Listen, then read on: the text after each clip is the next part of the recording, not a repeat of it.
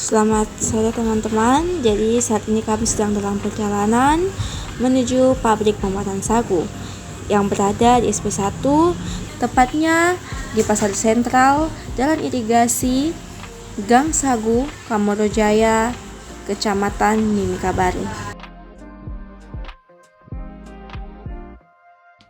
Sekarang kami telah sampai di tempat pembuatan sagu.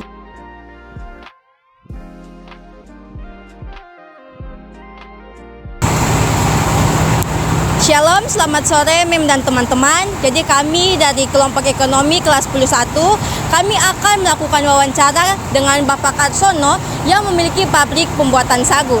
Yuk ikuti keseruan kami.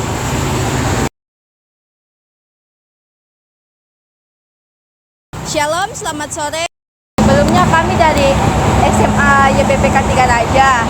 Jadi kami dapat tugas ekonomi untuk melakukan wawancara untuk kegiatan produsen.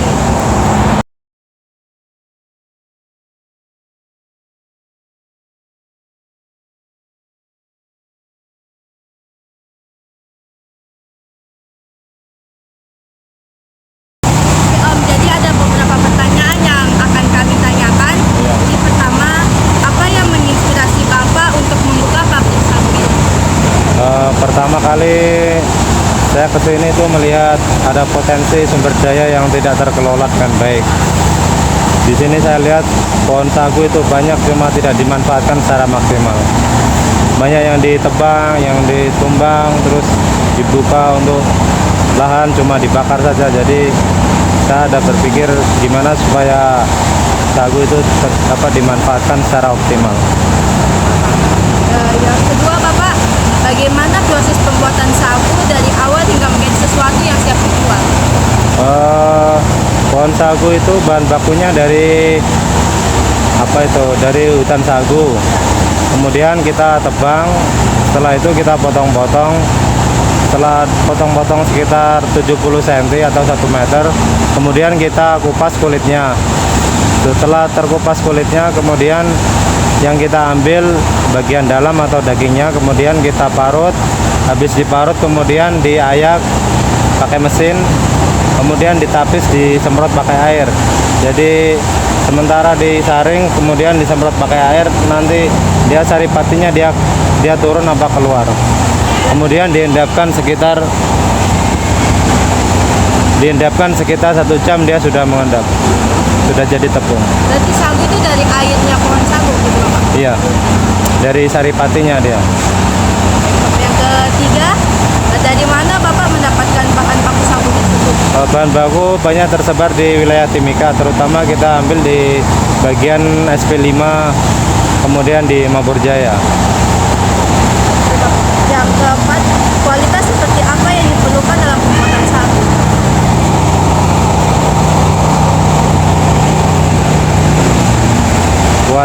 Bagaimana? Bisa diulang? Kualitas seperti apa yang diperlukan dalam pembuatan sagu? Kualitas yang pertama kita lihat dari pohon sagu itu sendiri. Kita bisa lihat kualitas dari pohon sagu itu apabila pohon sagu itu sudah cukup umur, sekitar 7 tahun baru bisa ditebang.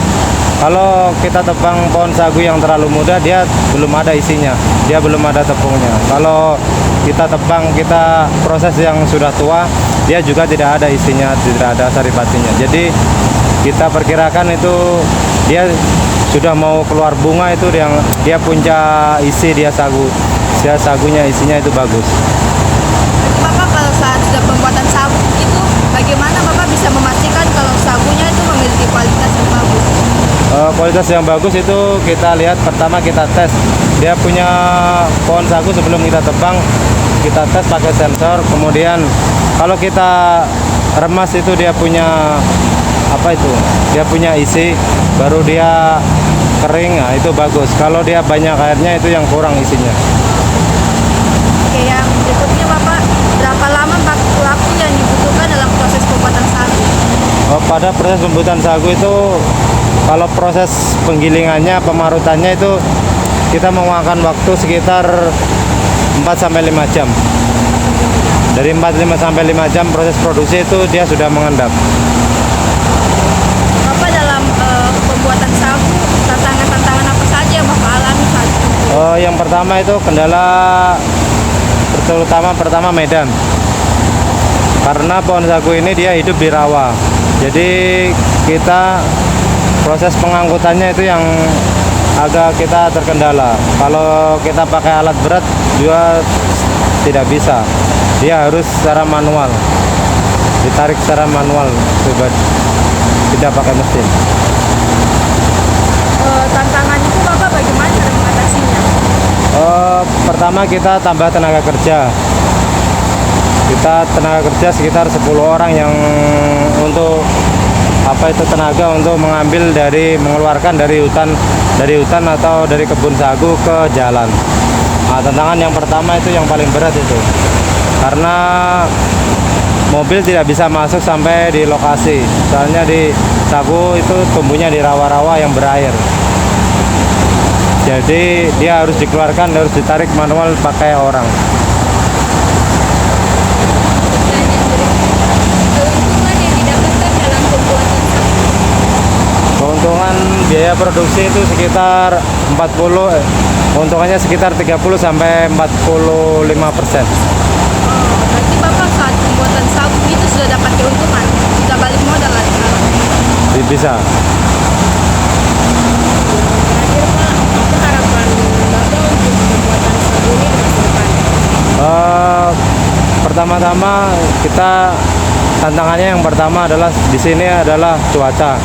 Di sini cuaca di Timika itu sering berubah-ubah, tidak menentu. Jadi kendala kalau kita pas hujan itu terkendala juga pas kita mengangkut hasil sagu dari dalam ke luar itu terkendala cuaca. Kalau hujan itu kita agak lambat. Yang kedua kita harus menciptakan inovasi alat angkut dari dalam hutan untuk keluar itu supaya tenaga kerja kita lebih ringan. Soalnya kita masih manual, jadi mungkin ada kita menciptakan suatu alat atau teknologi untuk pengganti alat untuk menarik pohon sagu dari dalam ke jalan. Terus Bapak, kalau Bapak sudah kayak buat sagu gitu, apakah diberikan kepada distributor atau cuma kepada distributornya? Pertama-tama saya mendirikan ini pertama adalah untuk kebutuhan untuk menjaga ketahanan pangan lokal di Timika supaya tidak terjadi inflasi. Yang kedua adalah untuk bahan makanan pokok masyarakat lokal. Yang ketiga adalah supaya bagaimana tadi? Yang ini Bapak yang memproduksi. Iya. Terus apakah Bapak memberikan kepada distributor atau selama ini kita tidak menjual tuh dari pedagang di pasar-pasar, kita diambil di sini. Dari pedagang atau dari masyarakat umum bisa membeli di pabrik ini. Jadi banyak masyarakat mama-mama Papua yang jualan di pasar sentral, pasar lama, pasar gorong-gorong, pasar di SP3, di SP13, terus di pedalaman juga ambil dari kita. Di Mampur Jaya juga, terus di Pomako, pasar-pasar itu. terus Bapak kalau sagu ini sudah terjadi itu berapa lama dia bisa tahan?